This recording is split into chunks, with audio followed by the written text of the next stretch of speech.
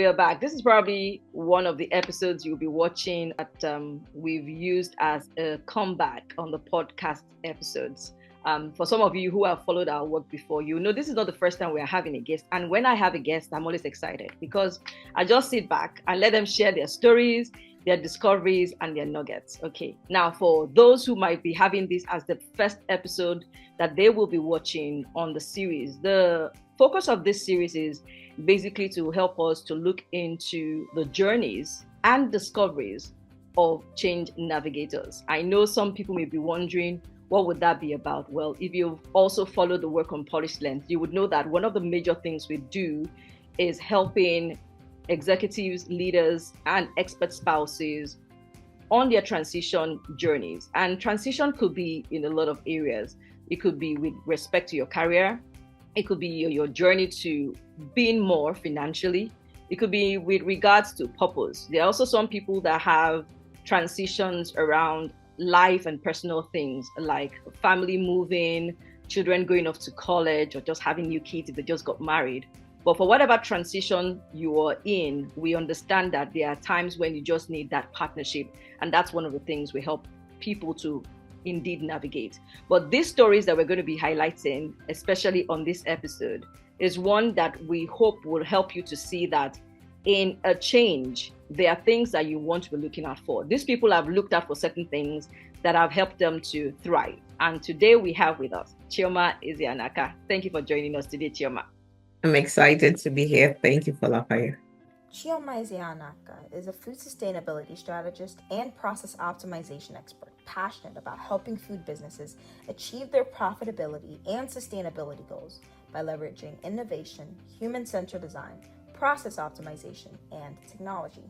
She holds a Bachelor's of Engineering in Electronic Engineering, a Master's of Sciences in Project Management, and a Master of Design in Design Thinking. She's a published academic writer and is currently pursuing a doctorate degree focused on food waste reduction models. Chioma is the founder of Saladville, a healthy food manufacturing business in Nigeria, and Food Sustainability by Design, an education, innovation, and strategy solution provider for food businesses. Now, that was some interesting thing there, Chioma. You have some things you want to tell us for sure. But just before we start going into all those interesting tidbits that we got from your bio about, you doing engineering in school, going back for project management, going back again for design thinking. But I know there would have been stories to those choices. But just before we get there, we want to get into some soft sides of you, because we are meeting you properly for the first time. Well, some of us know you very well. Let's start here. In understanding the soft sides of you, and we know that with soft sides, interestingly, they somehow play into the decisions we make. And with our focus on transitions, they could actually have somehow been impacted or tweaked a bit. So we will start here when it comes to the soft sides of you. Would you say you are a night owl or an early bird? An early bird, but I used to be a night owl. I transitioned. I was expecting that. There has to be a story there. Tell us about that. What happened? Okay, so back when I was in uni, I just found that I read better at night when everywhere was quiet, and we had this habit of reading in the night. I had a clique of friends that would always go to class at night to study, so it became part of who I was. But after I got married and I had kids and I found out that they were busy and active into the night and I wasn't finding time to do the things that I needed to do, I discovered that maybe the morning was better. So I'm an early riser, 4:30, 5 a.m. Sorry. So I still have that darkness and quietness to do the things that I need to do, but it's just not late at night anymore. Now it's early hours of the morning. You just dropped something interesting now. And this is something I never quite saw as a possibility. When you said that you still have the quiet and the darkness that the nighttime gave you when you got up early. And I know that there are quite a number of people I've spoken to in recent times who also have shifted from being night owls to early birds. And I'm wondering, how does that still work? Because I still think I prefer the nighttime. But you saying, yeah, you have switched because of the dynamics in the family that, moved you to space, but you are still locking into the concept around what made the nighttime important for you. And I feel like that's really something that some of us really need to be on the lookout for, because we could get kind of stuck on certain things to say, oh no, this is how I do this, this is how I do this, and not seeing the possibilities of exploring what other options might have, that might have those things that really tick for us. Thank you so much for really, really emphasizing that bit. Okay, so still on the note of interesting. Okay, what new interesting thing have you learned recently? How many? Just one? Start with one. If we can do up to three, then we start with one. Let's start with one. Patience. Patience as and I think I've been saying this recently, patience as a virtue and patience as a strategy. I like things done fast. I think fast. I move fast. When I have something on lockdown, I just move to get it done. But this season of my life has taught me patience, not just patience to take things slowly, but patience to appreciate the different processes involved and to enjoy that journey, or to allow time to reveal more details of the things that I'm working on or I'm looking out for. The patience. When you were, thinking about, well, not thinking, because I'm sure it was probably something that came quickly to you because of how you might have been using that in your space. But for me, when I was expecting an answer, I wasn't expecting a word like patience, actually. Because I know a lot of people, when they say, what have you learned recently, in their mind, or what have you discovered recently, they'll be like, okay, does it have to do with, okay, I've learned how to cook a new dish, I'm learning a new language, I'm learning how certain cultures operate or certain things in the business space work. We're not seeing that the possibilities of character traits could be learning things for us. Yes, we're learning them, but we don't appreciate them well enough. And you've been able to point that out is really quite amazing. I just felt it was something that for some people who may feel like, oh, but I'm not really learning a lot of things in my life today, they might really want to be thinking about that, because you might actually be learning so much, but maybe you don't even know that there are things you're learning, or you do know, but you don't appreciate them that well enough. And we're hoping that even if it is something as simple in quote as patience, you would realize that so when you hear me refer to her as professor or doctor, just understand that it's because of what we see that we are calling her that, right? But if Chioma can be using patience as a one pointer or a first pointer on what she's learned as an important thing, then you need to start looking at some of those things you're also learning as very vital things happening in your life. Is there anything you could still add to that list for us? It's still around the personal virtues, because that's the space that I'm really in. So there's also submission. And submission, not in the traditional sense of submitting to your spouse or submitting just to people in authority, that comes with it, but submitting yourself to a process. Because I know that a lot of people who watch your podcast are people of faith. So I know that I'm in that space and time in my journey where this is what I need to be learning. It's come very strongly to me, so I watch out for it. A lot of the things I used to do, God is just turning me inside out. Because personally, if something doesn't make sense to me, I'm not gonna do it. If you want me to do it, you have to spend time to, make it make sense. Or I'll probe and ask questions until I'm clear, because once I'm clear about something, I can go with it, even though things are not working, because I know it's inside out. But when you work with God, sometimes it doesn't give you the full picture. Just go. Yeah, so patience, submission, obedience. Say first to say three. And they're they're tied. They're all interlinked.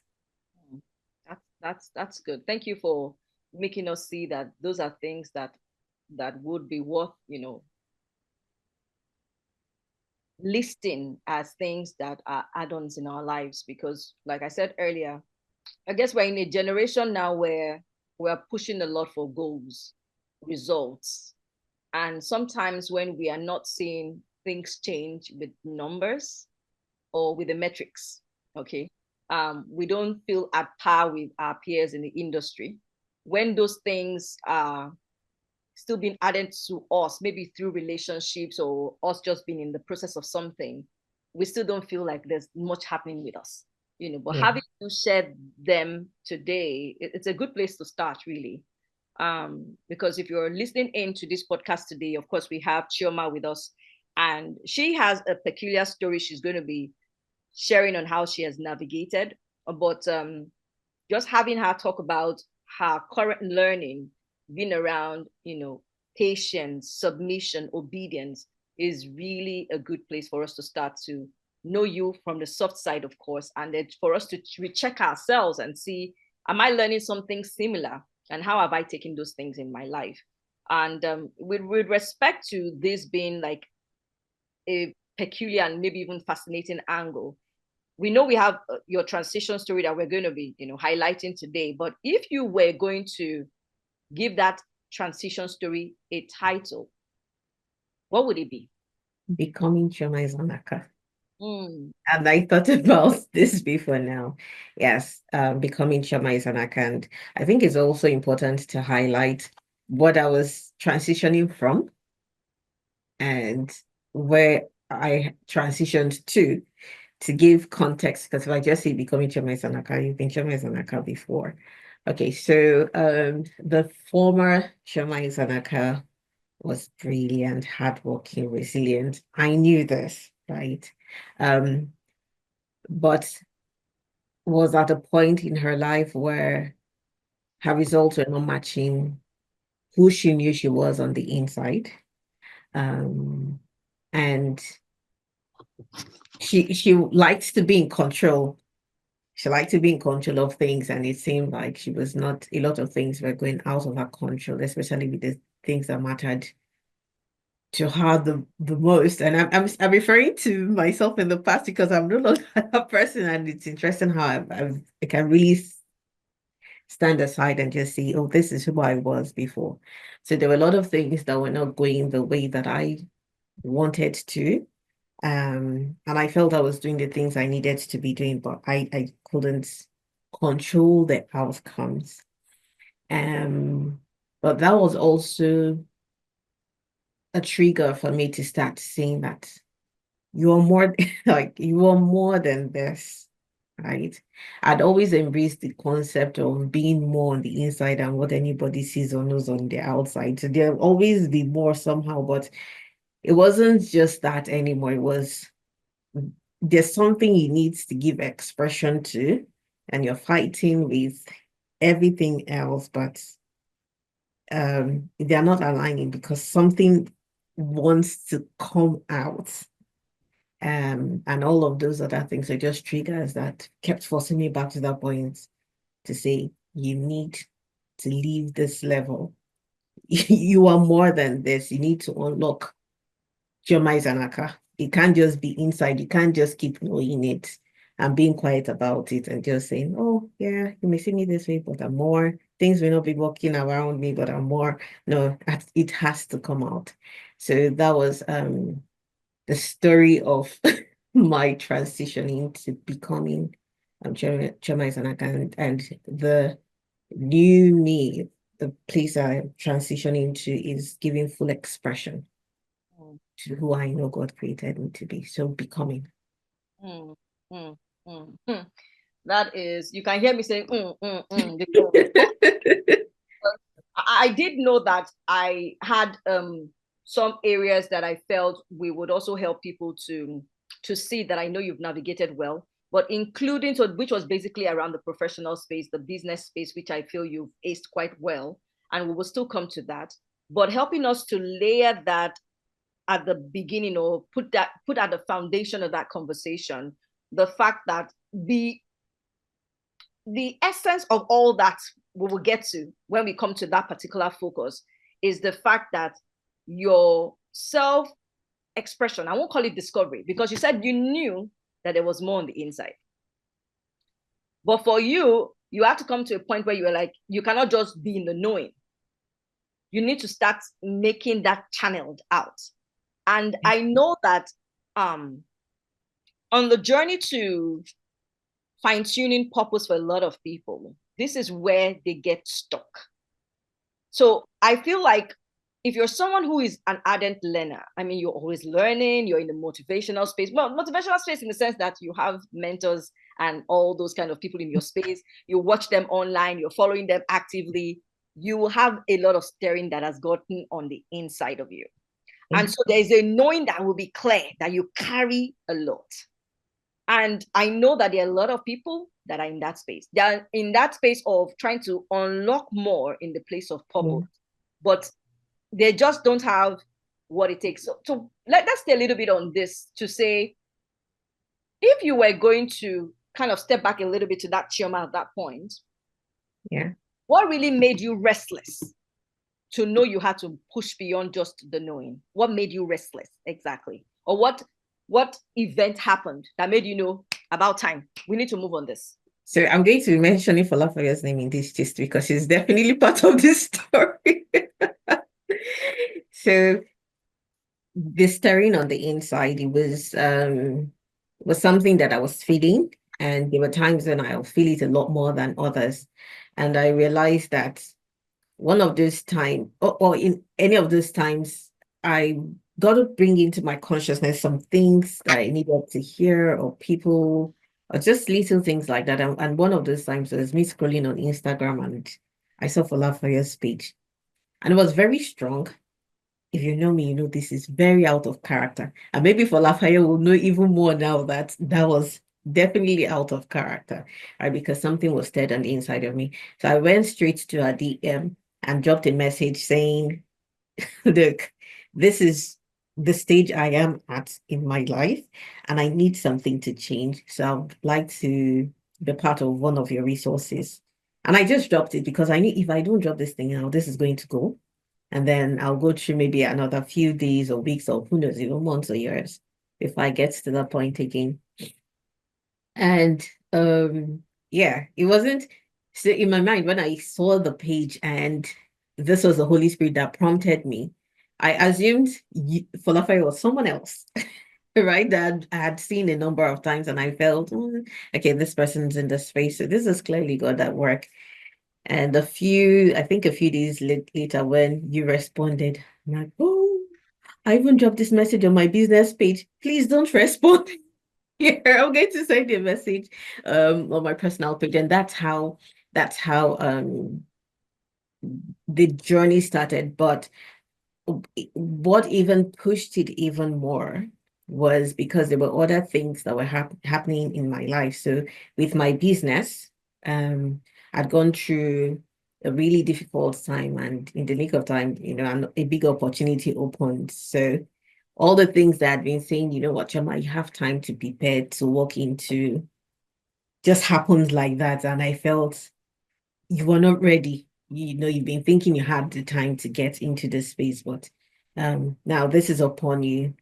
You just have to maximize the opportunity. So that was that on the business end of things. Obviously, there was a lot more happening within the business space, and I think we'll come a little more into that because we had grown and expanded, where suddenly we are coming to a place where we started making a lot of money, but there was so much disorganization, and the disorganization on the outside was a reflection of also what I was feeling on the inside.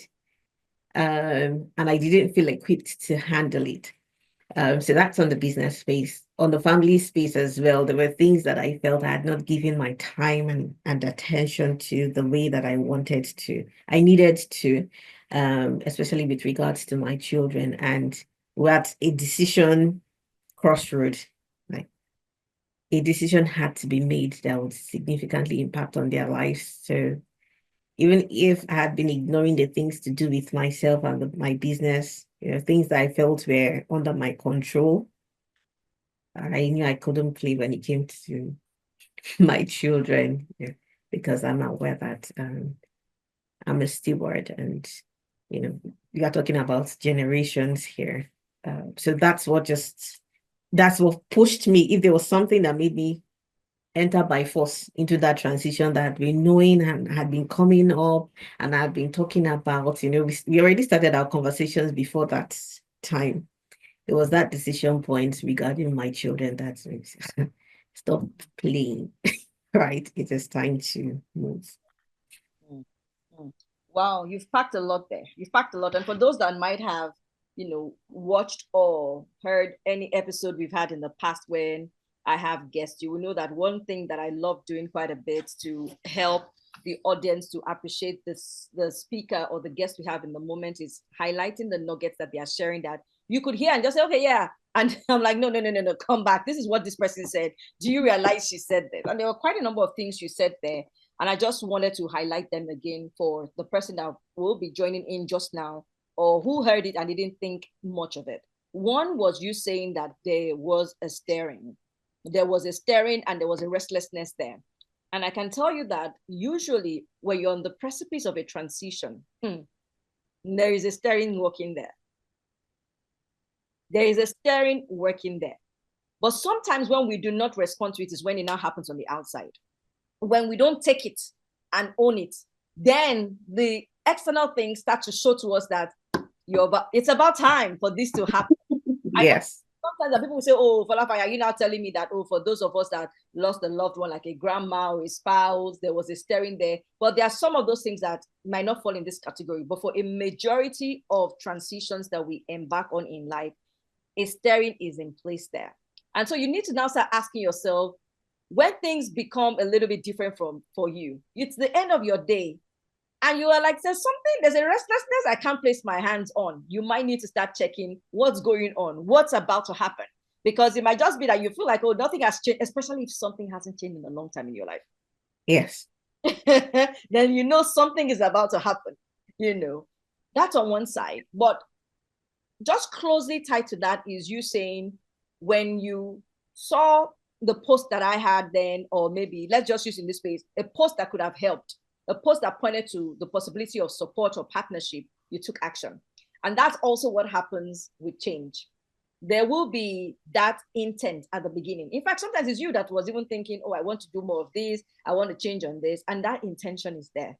But if you dilly-dally on it, the intention would diminish. And you knew that it was not just a Chioma thing, right? Because yes, it might sound like, oh, you knew that was you. If you don't take action immediately, it may diminish, but really it's like that for everybody.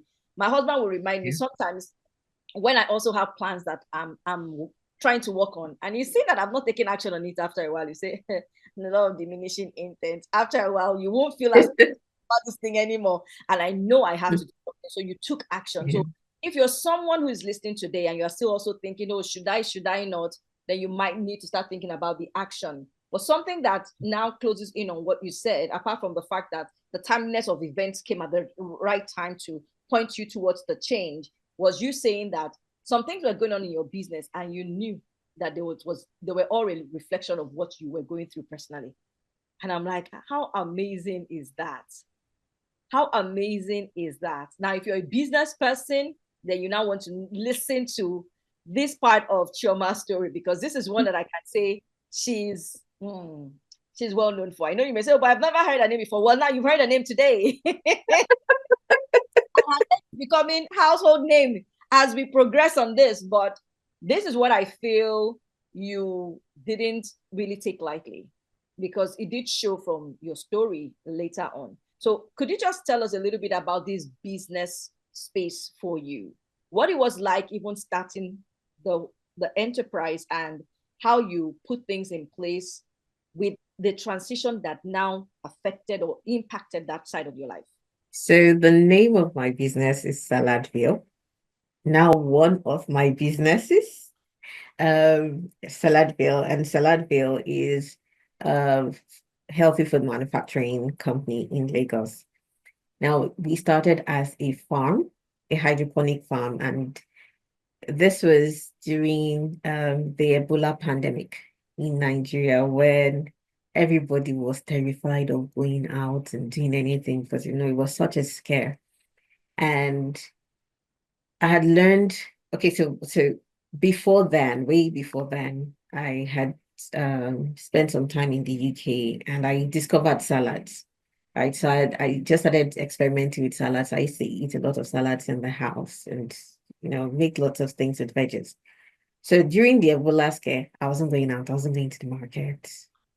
I and it felt like torture. And my husband said, if you're going to make any juice in this house, you're going to boil it. How do we drink boiled juice, fresh juice?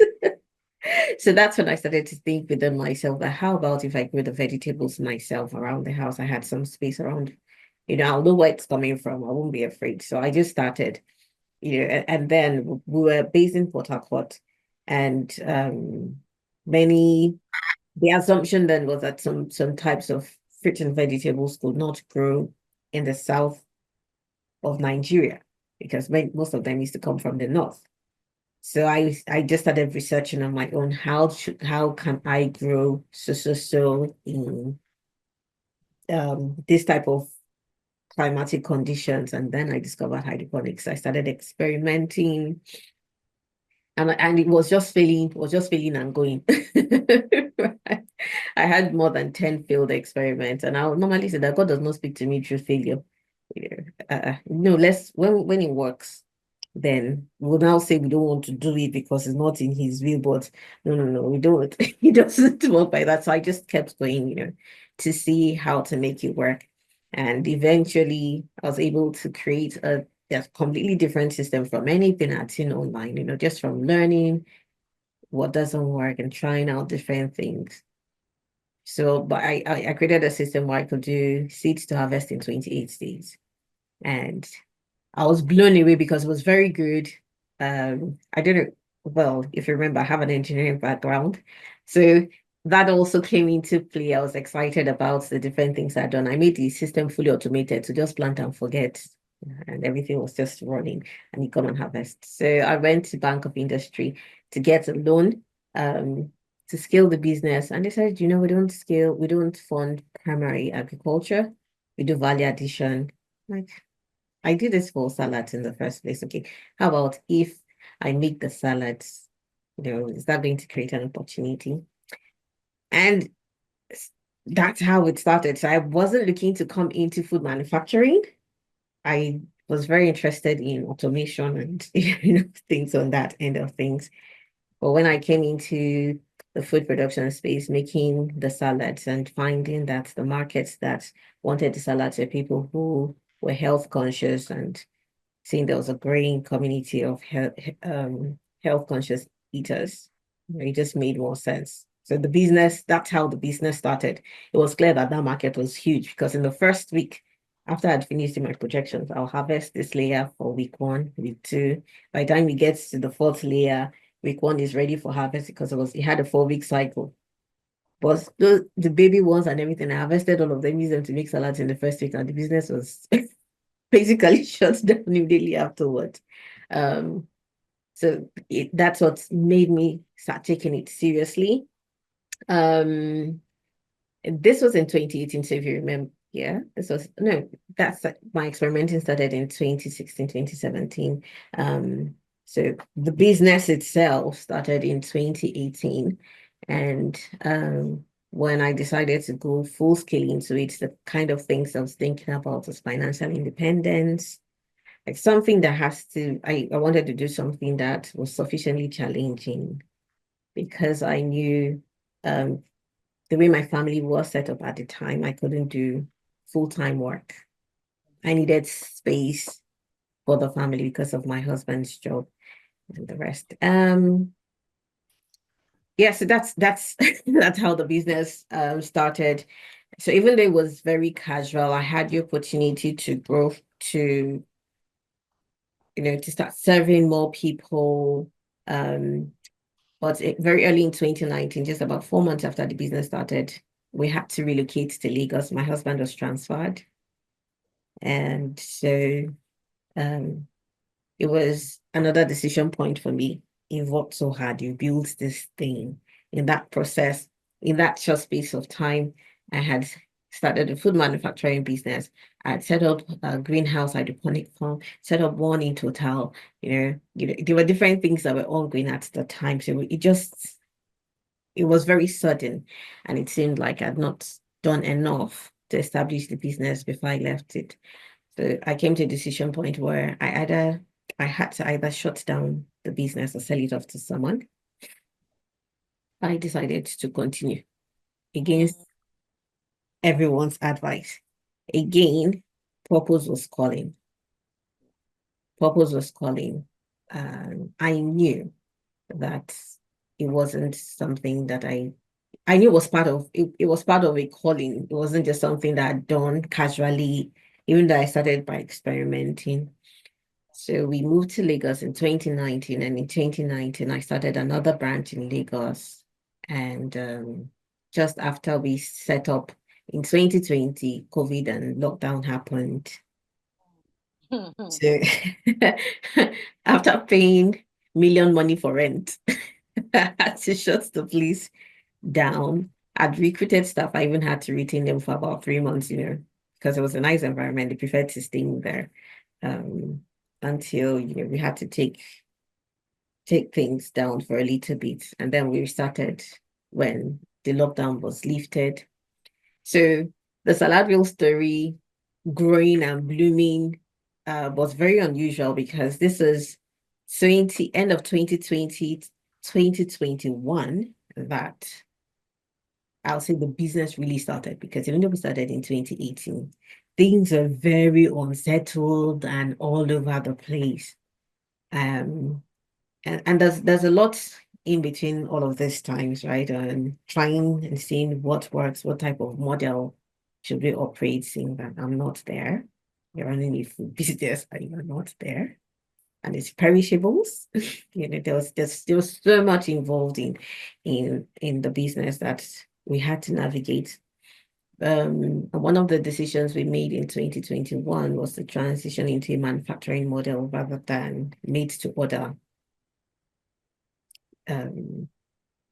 type of operations, and then to focus on distribution. So this was till end of 2020, and then 2021 went fully into it, and that's when the business really blew up. So with benefit of hindsight, now that I know better, I barely had enough time to even take in what was happening in my life, navigate COVID. COVID was a difficult time, and running all of these things, taking care of my family, and at the same time growing a business. So at the time, the business just blew up, and I had to deal with so many people, so many distributors, managing 2 teams. Wow. In Lagos and in Port Harcourt. I didn't have time to grow as a person. I didn't have time to become the person who could handle. This was part of the vision, but it just led to a lot of chaos. And I think it's good for me to mention at this point, again, because of my faith, there was something that was always nagging in my heart about how busy I am and how I'm not having time to grow spiritually. And so I was terrified.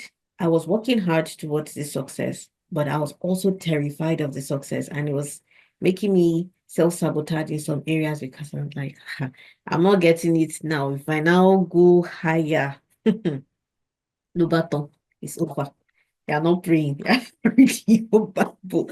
You're sleeping and waking up Saladville. And of course, with COVID, online church and a lot of casualness had entered into the entire space. So I really was feeling out of sorts. And so it was all of that was manifesting, and it was showing up in my business. So even when things were, in quote, if someone from outside looks at it and thinks, oh, this place is in order, that internal chaos I was feeling was making me not focus on what was working. right? To keep growing it. The benefit of hindsight, there are things that I would have done better if I was at peace, if I had my life in order. So the internal chaos was manifesting, and as the leader, it was showing up. It was showing up in my team, it was showing up in the business. Yeah. But I could explain it too, because like I said, I knew the theories. I spent a lot of time researching. I spend a lot of time just researching and learning things. So skills, knowledge, I was not lacking in any of those things. I could tell you why I'm doing what I'm hoping to, everything was very clearly laid out. But yeah, it was that internal chaos that was causing things to be the way they were. Wow. Wow. You've said so much. You've said so much. It's not going to be possible for me to drop all the nuggets on that, because there's still some part of it that I want us to, get Chioma to share with us. But a number of things that I just feel will be worth re-mentioning again is that, the transitions she has shared with us on the business space. There are things that a lot of us face, but sometimes when we go over it in our head, we feel we're the only ones going through that. So starting with the fact that what she was doing today with Saladville was not where she started from. And a lot of us get to that space in our business where we need to reinvent. And we're like, no, this is what I intended, and I'm staying here. So I don't know what kind of business you might be in if you're listening in today, but it may just be time for you to reinvent.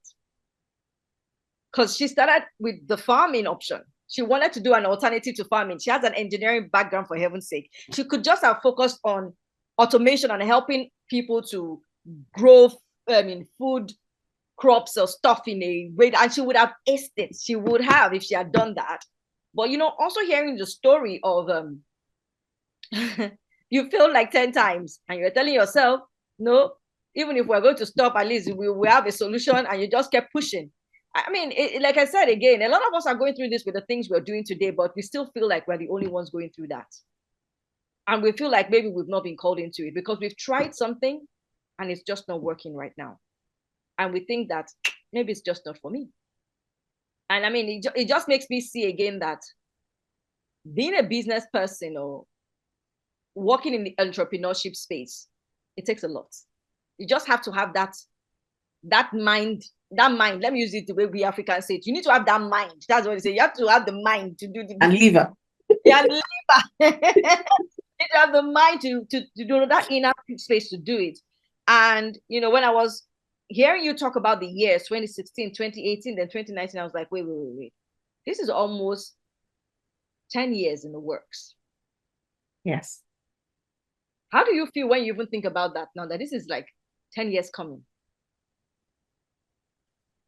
To be honest, it doesn't even feel like I feel like I'm still a baby because there's so much ahead.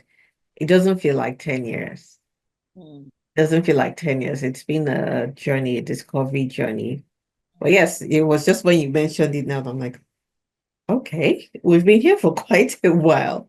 For quite a while.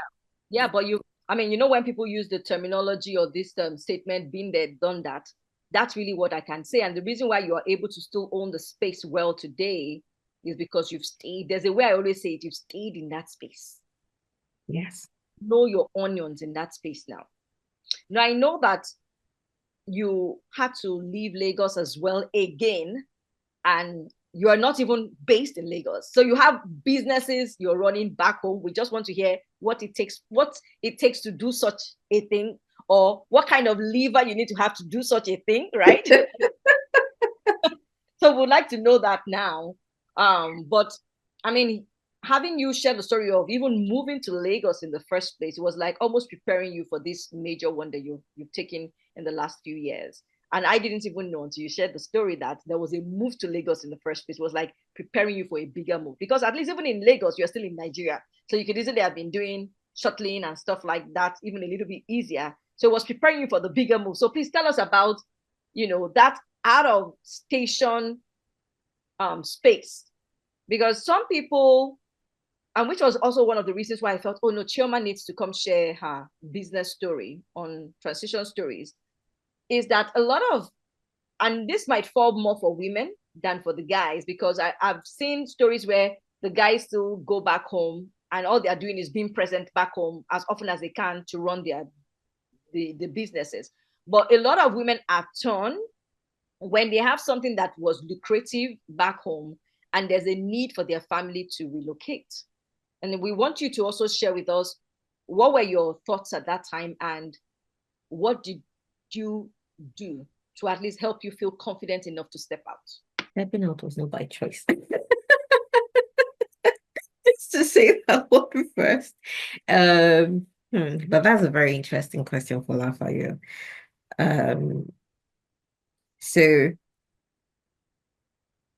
I'm happy I can tell this from the position of this Chioma, because the other Chioma would have told the story a little bit differently. But this is definitely going to be better because I've had the time to look back at my journey and appreciate that every step was preparing me to get to the space that I'm in now, where I can manage those things. So the first experience where I learned to manage my team virtually was that move. The business was barely 4 months, 4 months old, a food business, employees that were not my relatives. I had no connection to them whatsoever. And I had to leave the entire business, all the equipment, everything in their hands, and move to Lagos. At that time, what I knew was handing the business over to a management consultant. And that was the first thing that came to mind, because there's another layer to me that a lot of people don't know. I had an SME business solution consulting before I started Saladville.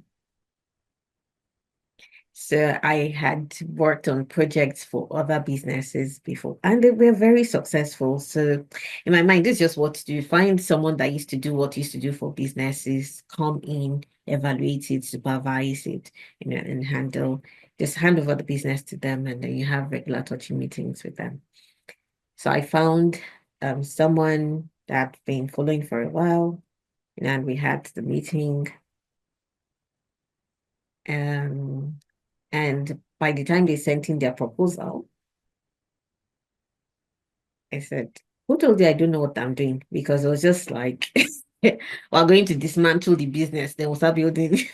And actually, I did not know what I was doing before. I'm not telling you, I'm not bringing you in to scatter everything and rebuild it. So I just knew that that was wrong.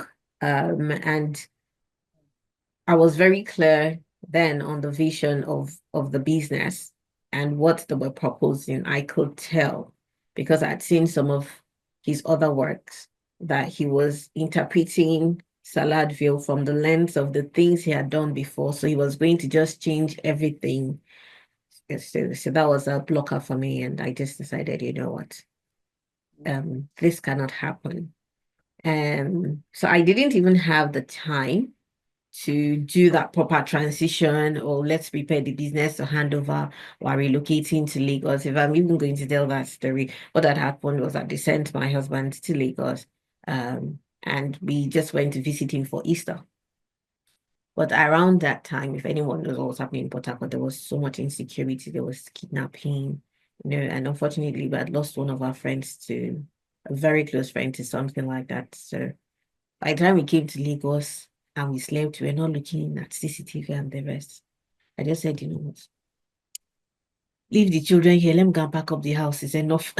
So that we can have some rest from all of those things that happened. So I didn't have time to put things in place. The move was just sharp. I had a week to find this consultant, and when it was not working, I had to go anyway. So the things then I had to resort to was regular check-ins with my team and Big Brother. I had CCTV. So I was just doing Big Brother, watching them day and night, making sure that they were doing things in a certain way. And it was it was too much, right? Because for the production team, a lot of the production had to be done at night. So I'll do my regular stuff in the day and then I'll be watching them at night. So it was a lot of things, but that's what got me through that first stage. Now, even though I was still in Nigeria, Lagos Port Harcourt is a 1 hour trip where I couldn't visit as often as I wanted to. So in 2019, when we moved very early in the year, I think I visited once in 2019. So I was in Nigeria, but I wasn't there. I had to manage the team virtually. And then in 2020, I visited once. Wow. So again, it wasn't that I was there and I was trying to manage the transition. So I had to start thinking outside of the box to develop steps and processes, SOPs, and that's how we got to the manufacturing model. If I want to ensure consistency, if I want to get the type of reports that show me what is really happening with the business, I can't depend on people doing things and then reporting on it, because it may come to the end of the month and find out that you don't have any profit, or things have just not gone the way they should. We need to have clear bill of materials and processes in place that guarantee the outcome. Again, we're getting a lot of complaints at the time from customers who knew our quality. Oh no, this one has changed and that one has changed. Yeah, so it was all of the feedback from observing the business transition that helped me start thinking differently, start innovating, to see what can we do differently to solve this problem. How do we solve this problem of inconsistency? We need to have not just recipes, not because we had recipes. It has to be like a manufacturing model. Right? It's bill of material, process, output. What goes in, what you do, what comes out. And then transitioning into the distribution model that allowed us to define what quantity of products we needed to make per day or per week, rather than leave it open to customers' demand. And I remember one of my friends asking me at the time, so you mean if you say, for example, you want to make only 50 parfaits in a day, you mean if you make the 50 parfaits and somebody calls you now and says deliver 20? I said, wait, no. I said, for this period, the answer is no. You take what we have remaining, or I got to that point where it was important to build the processes. I had to say no to a lot of things so that that structure could form. And it was a difficult decision. And although I was ready to lose some income because of that, it actually made us focus and then go deeper, and really go and expand. So we cut down. I think at that point we must have had up to 15, 20 products. We cut down to just two. Wow. So that we could define and we could focus on. So that's how. So the point there is, we had to manage the team virtually, but we needed to adopt the model to give me that level of control. It wasn't because I knew the skills or I even assumed that I will have the opportunities to visit them. I wasn't sure that was going to happen. So I couldn't plan based on I'll visit quarterly, I'll visit monthly. So that prepared me even before COVID. So when others were coming into managing virtual teams by force during COVID, I've done all of that in 2019. Yeah, so I'll say I had good experience before I had to move again in 2022. In fact, I had more experience than that, because at some point we set up a team, a manufacturing plant in Abeokuta, and I was in Lagos. So we had Port Harcourt, we had Abeokuta, we had a small team in Lagos. Wow. So that became a model. So I would say coming to the UK, and I'm in the UK now, I had to transition again. It was not new. I wasn't even enthusiastic. I wasn't even enthusiastic about going to the office every day, because now we have in Lagos, there's something in Lagos. No, I was still operating the way I had operated before. Let me have the reports. Let me see what's happening with the team. Going into some training. So yeah, I'll say all of that prepared me even before this transition. So, but we've had to innovate every step of the way. Even now that I'm in the UK, there are things we've learned that we've improved on, but we've also had to look at each of those challenges and see how do we innovate? Yeah. How do we adapt to this situation? Wow. It sounds to me like there's a need for like a proper webinar or workshop. Feel this a little bit because there's so much you're sharing, and I'm just thinking a lot on behalf of those who are running businesses that have to do with maybe manufacturing or have a lot of people working with them already, and who are just wondering how in the world am I going to set up things. And some people have built their business so well, I would say, just so that we can stay in that place of encouragement, but they are still very much immersed in the business itself that they cannot disengage. And I feel like one of the things your business style and model kind of reiterates again or reconfirms is that it is possible for you to be heading the business, leading the business, and not be in the business per se as an individual, because of course it allows you to fly. You're doing a lot of things now. For those who probably don't know, Chioma is very focused on this sustainability space, design thinking, all the things she's done in the past. They're like, she's dropping so much around all of that today. If you're following her or not yet following her, you should go follow her. She's very active now on Instagram and also on LinkedIn. And we will drop her link as well when we tag her. So you might want to look out for her. But what I'm just thinking with some of the things you've said now is, the need for a fit just needs to happen at the point where you're making that transition. Because, a lot of people are seeking help. They know they need help. They are reaching for the help. They can kind of tell in their minds that this might not be the help I want, but they still go ahead with it. Because the consultant that came to you, that you are able to say, no, this doesn't fit what I'm looking out for. It must have taken a lot for you to identify that this doesn't fit what I'm looking out for. I skipped that one, but I fell into some others. But we'll come into that one. Yeah. So there's just a need for a fit. We need to be reassessing fit every single time with the people that you are allowing to offer you help and the people that are working with you. There must be just that check for a fit. So that is something you want to be looking out for. And something you did say again was, when you were talking about a model, you had to look into the model you were running with as in the manufacturing. You have to look into a model you were running it in the delivery space. But the way you answered your friend who was probing into your decision was also, when you say your onions, said, I cannot take an extra order with what I'm running now. And it's not because you didn't want to. And I think some of us get to that place where we overstretch and it doesn't even pay us or pay the business for whatever reason. But you knew that in that time that had to happen. But I would say my own juicy part of what you've shared was when you drilled down from the number of products you were working on to 2.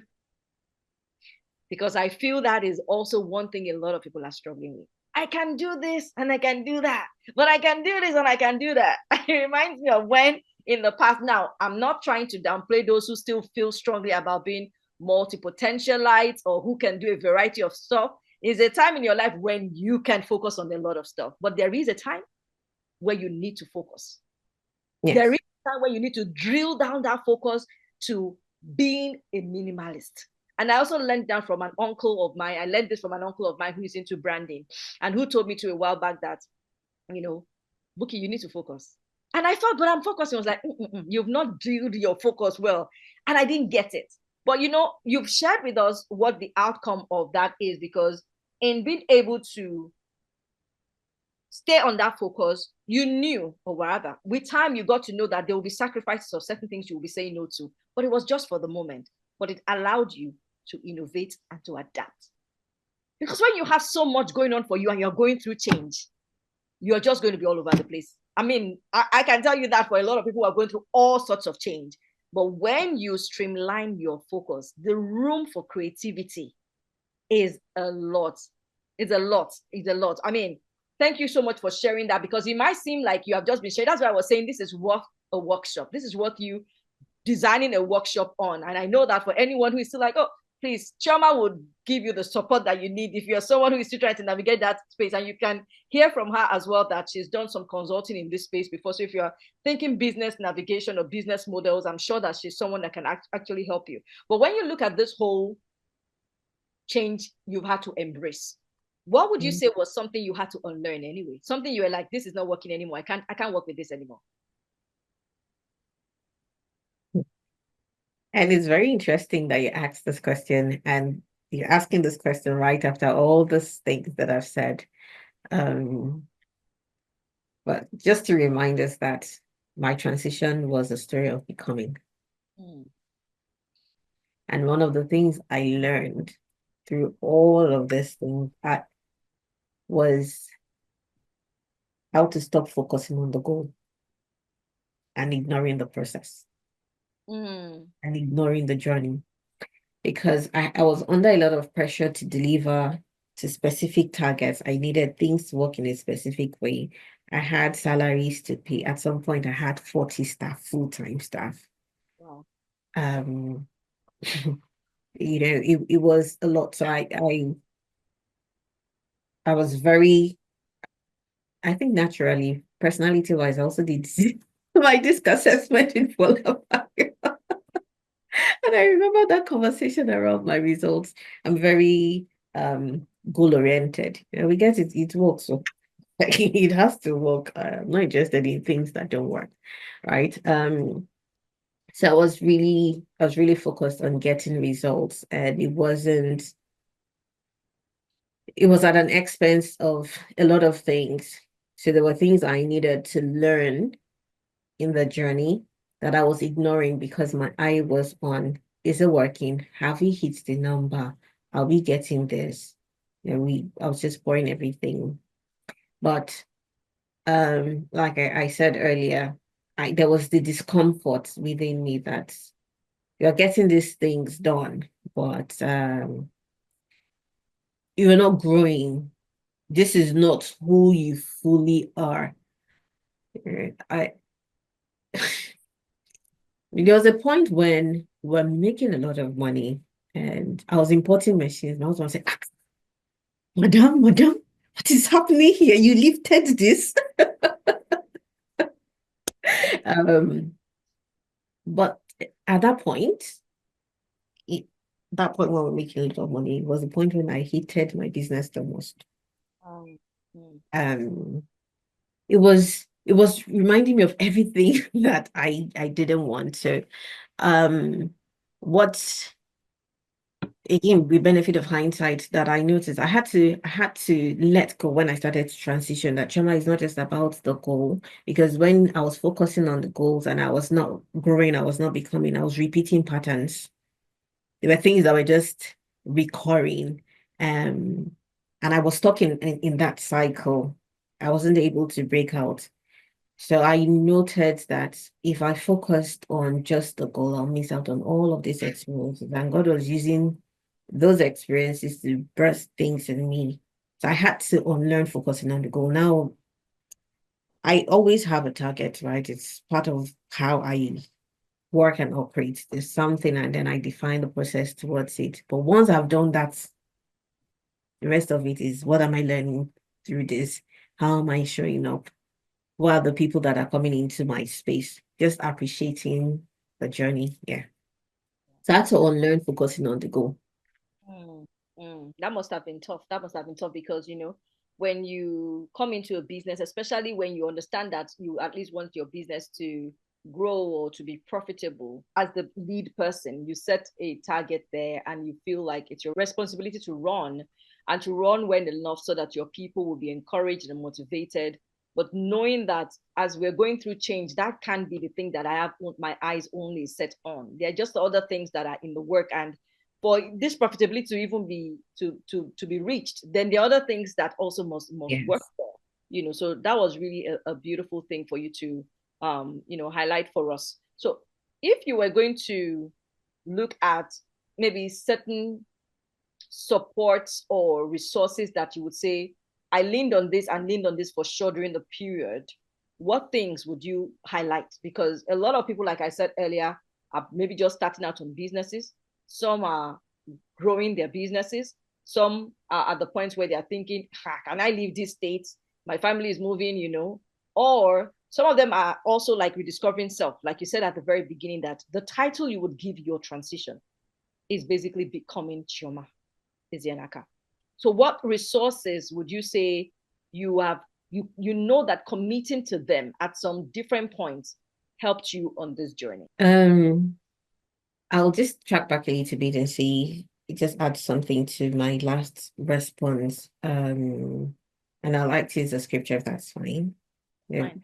The Bible says that whereby giving to us these great and precious promises, so that we might become like him.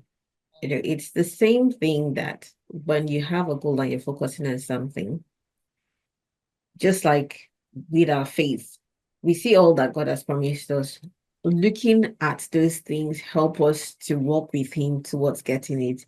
And in that journey, we become more like Christ.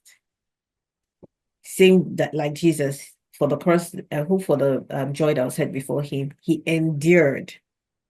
So focusing on that thing is going to help you to endure the process, because that process is what births the glory. It is not you getting the goal. In fact, you can't get the goal. You can't get it.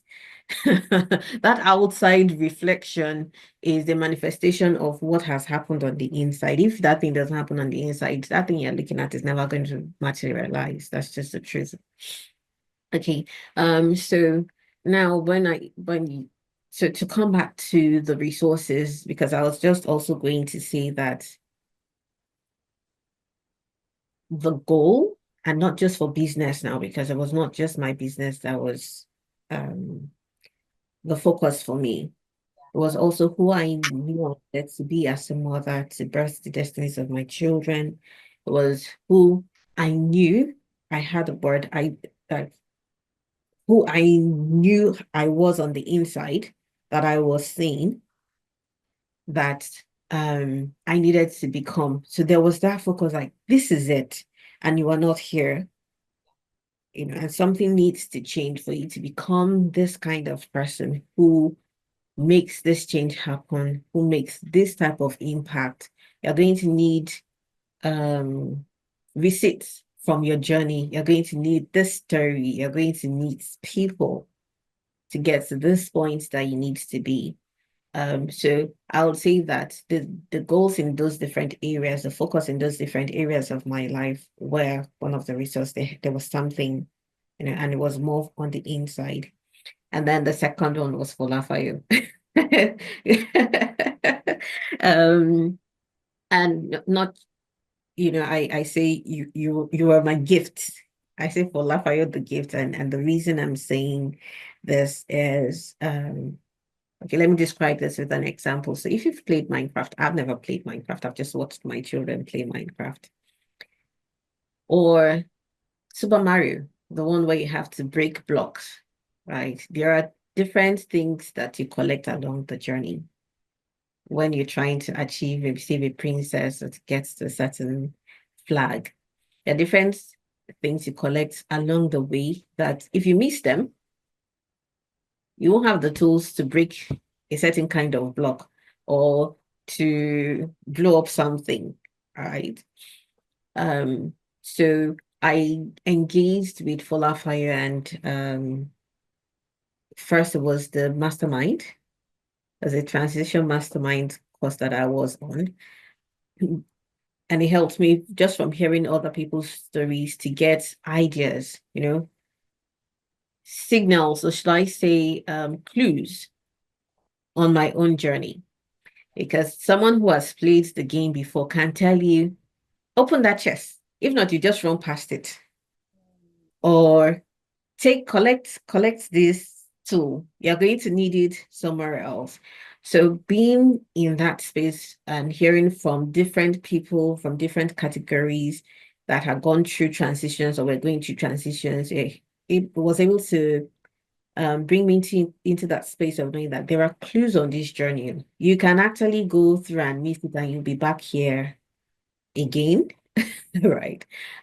So definitely I would say those resources that gave me the clues to what was happening in my life. And then the tools to get the best out of each experience. Having you in my space was a blessing. I know that many of those conversations that we had where we had to drill down into, okay, so what's happening in your life now, and how would you describe it, and what is the goal? You brought me into that space to start thinking in that way about the entire journey, so that even when I came to a different point, even though I was not sure what to do in that point, I'll just go back to the process. What are you grateful for? What do you have?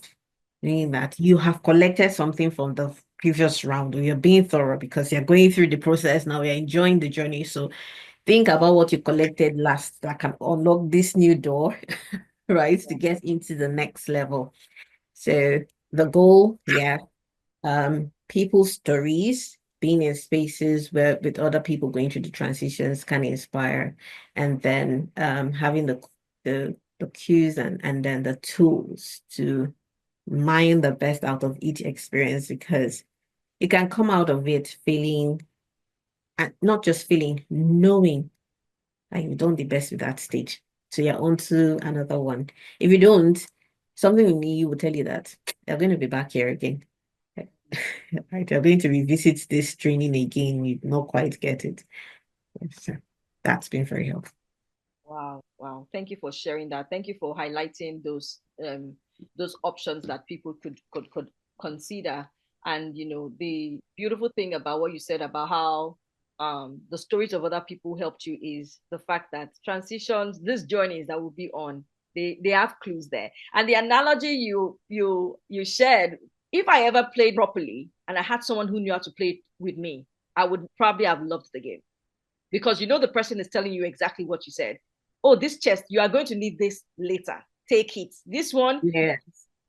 to break through a wall or a barrier later. And these are the things Yes.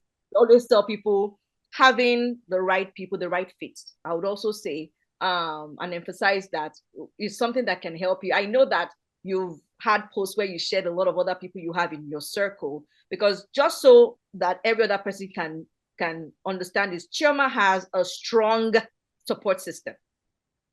I have seen that, and she celebrates them well. She has latched onto that. So if you're also someone who is navigating a personal transition, like she's shared about hers, and the other option of maybe business, having the right support system, like she also has, even though I know she didn't talk about it, but if you look at her story, you will know that it is streamlined with having the right support system there. So you don't want to miss that. So let's come back to this as we close out on this today. If you are going to leave a final word for that person transitioning purpose on becoming, and someone else transitioning something critical around their business, what major tip would you really be dropping for those two brackets? Because that's really what story you've shared with us today. The first is, if you're navigating purpose, I would say submit yourself to the process, because it's by design.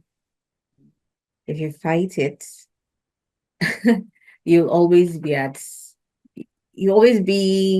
in conflict, you'll always be confused, something will not fit, right? So submit yourself to it, stop fighting it. Whatever is calling to you, you need to submit yourself to the process, and then just to trust God that he's got you. He's the person that called you. He knows you. Like, he knows you more than you know yourself.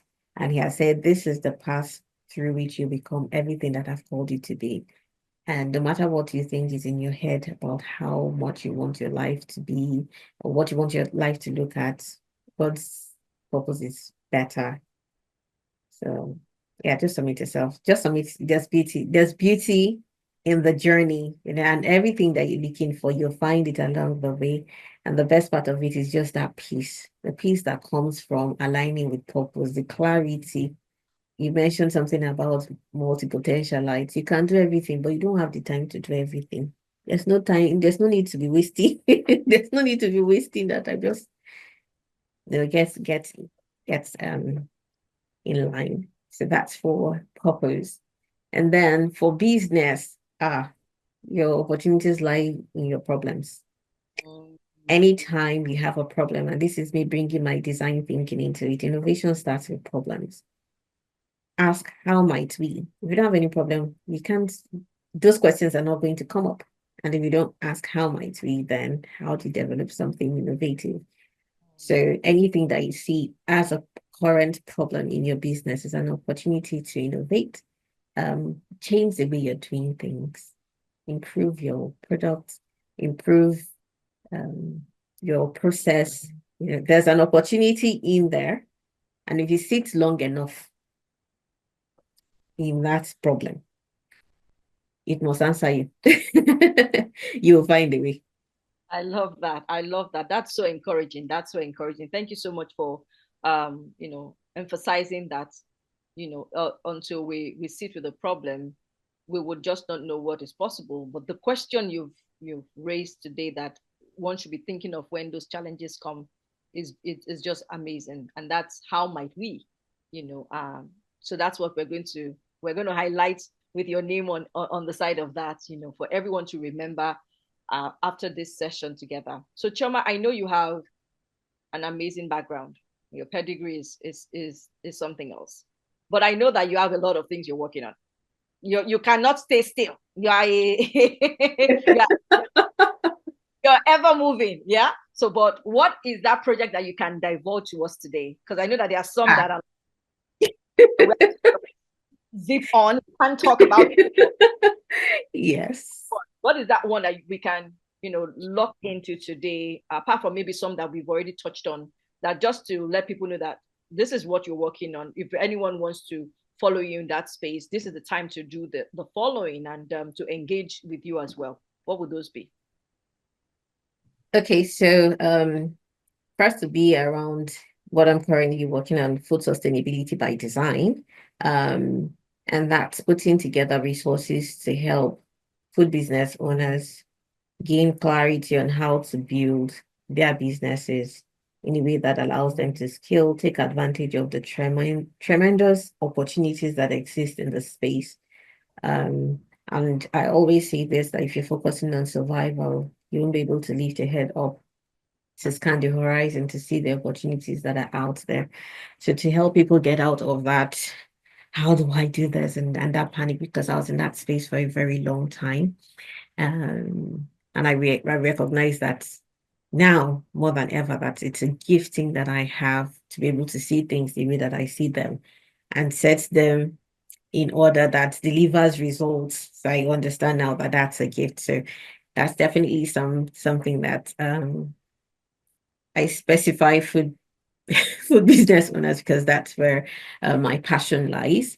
Some of the resources definitely apply to many other businesses, and I have people in the fashion space and different industries that interact with me to help them. So I definitely say if you're in that space, you want to connect. I'm very passionate about helping us succeed. The opportunities are huge. Sometimes I want to just take people, can we leave this stage? There's more out there. Another thing I'm currently working on is, and I'll just mention, but it's a food sustainability roadmap. And it's a model that helps us to see what the different parts of the industry are, their interactions, and how a change in one aspect can, translate to all the others, so that at some point I know that I'll be in the space where I'll advise for policy. So it's helpful to have those kind of things, so that if there's going to be maybe a policy or an intervention, even in the private, not public space now, but in the private space, you want to be able to see how what you're doing in one sector can influence the other parts of the value chain, and especially the parts that interact with you and how you operate. So that's a very long-term product, and it's the beginning stages of that. What else? I'm doing a lot of innovation around Saladville, around our data collection and analysis dashboards. So I wasn't called, well, I don't refer to myself as a techie, but yeah, I'm comfortable in that space to a large extent. So a lot of the software that we had used to manage the business, we're not giving us the type of visibility that we need, right? That is required. That is required again. Like I'm not in the business, so the kind of visibility that I require is very different from what a lot of software are able to give me. And there are times when I need to make on the spot decisions. I need to not only see it in real time, I need to do it in such a way that the team is able to upload it in real time, so that there's no backup. And I see it in the way that I can make that decision. Approve or not approve. Is it showing red? Approve. Is it showing yellow? That kind of visibility. So we've started using, I'll say maybe version 2 of that, because we've done that before. So I'm just iterating the model, making it a little better. We've trialed it. There are things that I'm improving. And maybe I'll make it hand it over to a software group to make it into a web application that's available to people. Who knows? I don't know. Yeah, but it has transformed a lot of things for me.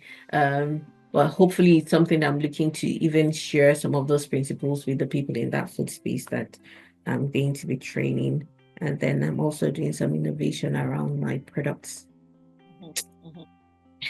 And that's taking all the problems that we've faced and all the feedback and asking, how might we short shelf life distribution challenges? It's okay, yes, there's that problems. How might we? So we've answered some of those, and then we're in the testing stages. Yeah, some others are, and I'm sure you have a hint about some of them here. They'll be revealed in time.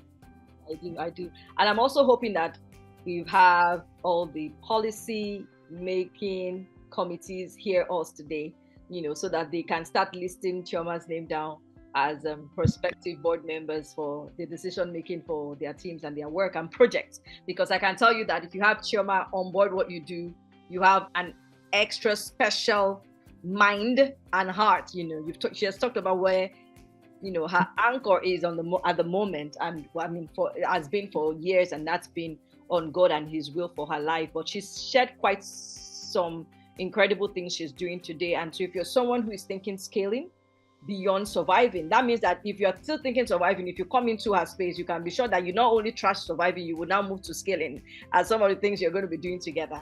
And if you're someone who's also around the space of food production, and you're thinking, how do we sustain and keep sustainability as a major thing, including process, she has it. She's the person, she's the go-to, okay? Let me just simplify it. She's the go-to.